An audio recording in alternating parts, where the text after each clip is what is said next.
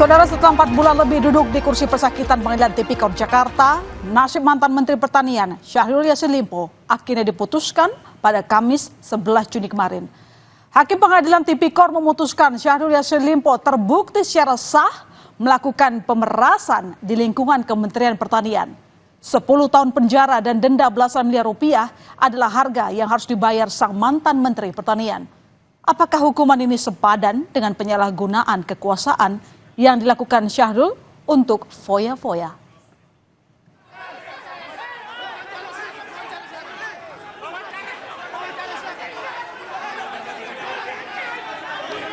Tapi peristiwa tak terduga terjadi usai sidang vonis Syahrul Yassin Limpo. Suasana Pengadilan Tipikor berubah keos. Kericuhan terjadi ketika SYL keluar dari ruang sidang.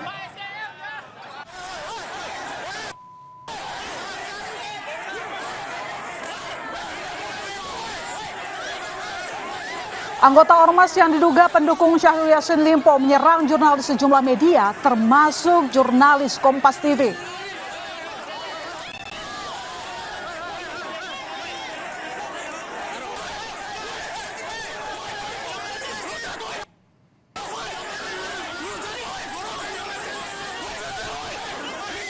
Pada saat itu, wartawan yang sudah mulai bersiap mewawancarai SYL namun dihalang-halangi sejumlah orang yang diduga pendukung Syahrul Yassin Limpo. Aksi saling dorong pun tak bisa dihindari.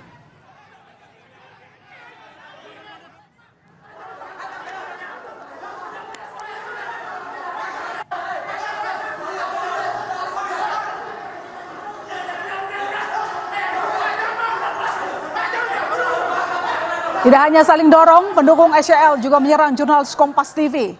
Dan ini adalah salah satu visual yang memperlihatkan detik-detik pelaku menendang jurnalis Kompas TV. Apa sih ini?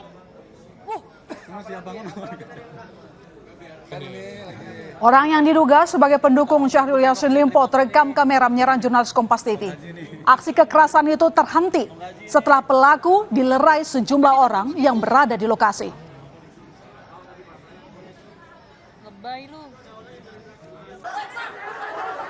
Akibat aksi penyerangan yang dilakukan ormas pendukung SYL, peralatan tim liputan Kompas TV pun rusak. Layar LCD kamera dan tripod tak berfungsi. Insiden perusakan peliputan juga terjadi kepada jurnalis televisi lain di Pengadilan Tipikor Jakarta Pusat. Terkait insiden ini, juru kamera Kompas TV telah melapor ke Mapolda Metro Jaya pada Kamis sore dengan membawa barang bukti. Ya saudara, suasana panas di luar ruang sidang Pengadilan Tipikor terjadi setelah hakim membacakan vonis pada mantan Menteri Pertanian Syahrul Yassin Limpo. Syahrul Yassin Limpo divonis 10 tahun penjara atas kasus korupsi di Kementerian Pertanian. Vonis ini lebih ringan dari tuntutan jaksa sebelumnya, yaitu 12 tahun penjara. Selain pidana penjara, majelis hakim juga memberikan denda 300 juta rupiah. Subsidi pidana kurungan selama 4 bulan dan uang pengganti 14 miliar rupiah ditambah 30.000 dolar Amerika Serikat. Sementara itu, 2 anak buah SYL, Kasdi Subagiono dan Muhammad Hatta yang juga terlibat dalam pusaran korupsi di Kementan divonis 4 tahun penjara. Tapi ternyata vonis Pengadilan Tipikor pada Syahrul Yassin Limpo ini membuat jaksa bingung. Poin yang digarisbawahi jaksa adalah pertimbangan hakim yang menyebut dari 44 miliar rupiah uang yang dikumpulkan SYL dari pejabat eselon 1 Kementan. Hakim menyebut hanya 14 miliar saja yang dinikmati untuk keperluan pribadi SYL dan keluarga, seperti untuk skincare, barang mewah, dan acara makan-makan di restoran. Jaksa menilai pertimbangan hakim terkait uang yang dinikmati SYL ini berbeda dengan yang disebut dalam dakwaan dan tuntutan jaksa, yakni hingga 44,2 miliar rupiah.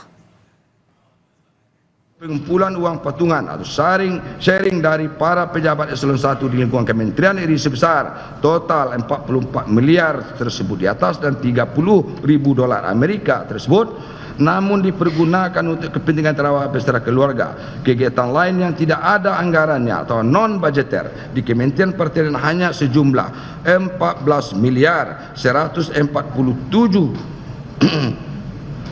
juta 140 Rp4.786 dan $30.000 Amerika Serikat. Ada beberapa poin yang tadi kami highlight bahwa seperti pemberian sembako di Syahrul Yassin Limpo secara langsung. Bagi kami sudah menguraikan ada kaitannya dilakukan pemberian sembako dan sumbangan tersebut menggunakan atribut partai tertentu. Kami sudah menguraikan itu, tetapi Majelis Hakim yang mulia di tingkat pertama ini berbeda pandangan. Tentu itu nanti akan kita pelajari dan bisa saja akan kita lakukan upaya hukum terhadap hal tersebut. Mari kita ingat kembali saudara terkait pusaran korupsi di Kementerian Pertanian yang menyeret mantan Menteri Pertanian Syahrul Yassin Limpo. SYL diketahui menyalahgunakan kekuasaan untuk memerintahkan bawahannya mengumpulkan uang dari pejabat eselon 1 dan ASN di lingkungan Kementan. Tindakan ini telah dilakukan SYL sejak Januari 2020 hingga Oktober 2023. Menurut Jaksa Penuntut Umum, para pejabat eselon 1 di lingkungan Kementan dengan terpaksa memenuhi permintaan terdakwa karena khawatir terdakwa akan marah, takut dipindah tugaskan, demosi jabatan atau dinonjobkan. Nah saudara, uang yang sudah dikumpulkan SYL dari para pejabat Kementan ini ternyata digunakan SYL untuk kepentingan pribadi dan keluarganya. Salah satu yang terungkap dalam sidang adalah uang panas ini digunakan untuk biaya umroh SYL saat kunjungan ke Arab Saudi pada 2022 lalu. Hal ini diungkap oleh mantan bendahara pengeluaran Ditjen PSP Kementan Pugu Hari Prabowo yang mengungkap dirinya dapat perintah untuk mengumpulkan uang 1 miliar rupiah dari 5 direktorat Kementan untuk kegiatan umroh. Hakim menilai meski dilakukan saat SYL kunjungan kerja, umroh bukanlah bagian tanggung jawab Kementan. Bahwa kegiatan umroh sesungguhnya bukan kegiatan utama karena merupakan bagian akhir di hari terakhir dari kegiatan kunjungan kerja Menteri dalam rangka melaksanakan kerjasama internasional Kementerian Pertanian Republik Indonesia dengan negara Emirat Arab dan Arab Saudi. Memang merupakan bagian dari kegiatan kedinasan kementerian terhadap pihak-pihak di luar pihak kementerian yang tidak terkait dengan kegiatan tersebut yang bukan merupakan pihak yang menjadi tanggungan anggaran kementerian, diantaranya keluarga maupun kolega menteri merupakan pengeluaran yang dikategorikan menjadi pengeluaran pribadi terdakwa. Fakta lain terkait keperluan pribadi SYL yang membuat geleng-geleng kepala adalah durian. Ya, buah durian ini sempat disinggung pada sidang SYL. Saat itu, jaksa membacakan catatan badan karantina soal pengiriman durian ke rumah dinas SYL. Nilainya fantastis. Sekali pengiriman bisa belasan hingga 46 juta rupiah. SYL sendiri heran dengan penyebutan durian ini sebab keluarganya tidak suka makan durian. Hanya SYL yang menyukai durian.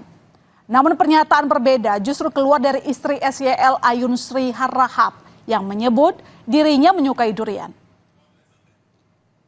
Saya punya keluarga itu Pak, istri, anak-anak, cucu tidak suka durian Bapak. Bahkan tidak boleh masuk di rumah durian. Saya kira ini perlu saya sampaikan. Yang makan durian cuma saya, demi Allah Rasulullah. Oleh karena itu, kalau durian dengan jumlah seperti ini, saya terheran-heran saja. Kemudian kita butuh ketegasan Ibu lagi satu kali. Ibu suka makan durian atau tidak? 1-2 biji suka, tetapi di dalam rumah tidak boleh ada bau durian. Anak-anak ini muntah kalau ada, ya. Jadi kalau memang pengen saya harus keluar. Oh, jadi Ibu tidak pernah makan di dalam rumah, harus keluar? Iya, mesti di luar ruangan. Tidak boleh ada bau durian. Aliran korupsi SYL diduga sangat masif, tak hanya mengalir ke istri, anak, cucu, namun juga menyeret nama biduan dangdut Nayunda Nabila. Syahrul disebutkan memakai uang Kementan dan merogoh kocek pribadi untuk memberikan hadiah hingga membayar cicilan apartemen Nayunda. SYL bahkan menitipkan Nayunda sebagai pegawai honorer di Kementan dengan gaji 4,3 juta rupiah per bulan yang dibayarkan oleh Badan Karantina Kementan. Namun selama setahun sebagai honorer, Nayunda hanya masuk ke kantor selama 2 kali. Meski menerima putusan hakim, Syahrul membantah menikmati uang korupsi yang dituduhkan. SYL juga membantah memberikan perintah untuk melakukan pemerasan para pejabat di Kementan. Syahrul juga menyinggung jika mau korupsi dirinya bisa saja menyalahgunakan soal izin impor pangan yang bernilai lebih besar. Saya tidak pernah menerima atau megang uang yang dituduhkan untuk saya bayar-bayar sendiri.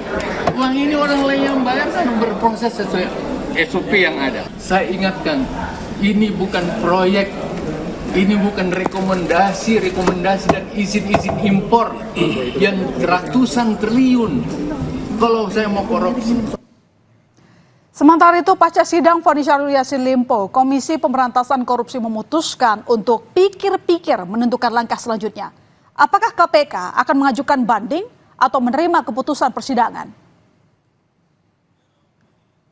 Waktu pikir-pikir selama kurun waktu 7 hari, di mana 7 hari tersebut akan dimanfaatkan oleh rekan-rekan jaksa penuntut umum KPK untuk melaporkan kepada pimpinan. Selain itu akan digunakan waktu tersebut untuk mengajukan banding atau menerima putusan. Perkara Syahrul Yassin Limpo terkait korupsi di Kementan sudah divonis hakim dengan hukuman 10 tahun penjara. Namun perlu diingat juga, jika tak cuma kasus di Kementan, Syahrul juga tengah berproses hukum di Polda Metro Jaya atas kasus pemerasan yang diduga dilakukan mantan Ketua KPK Firly Bahuri. Patut kita nantikan proses hukum yang menjerat SYL. Saudara, saya jeda informasi berikutnya. Aksi arogan pria yang mengaku ketua ormas terjadi di Kabupaten Semarang, Jawa Tengah. Aksi pertengkaran dipicu karena pelaku lawan arah di jalan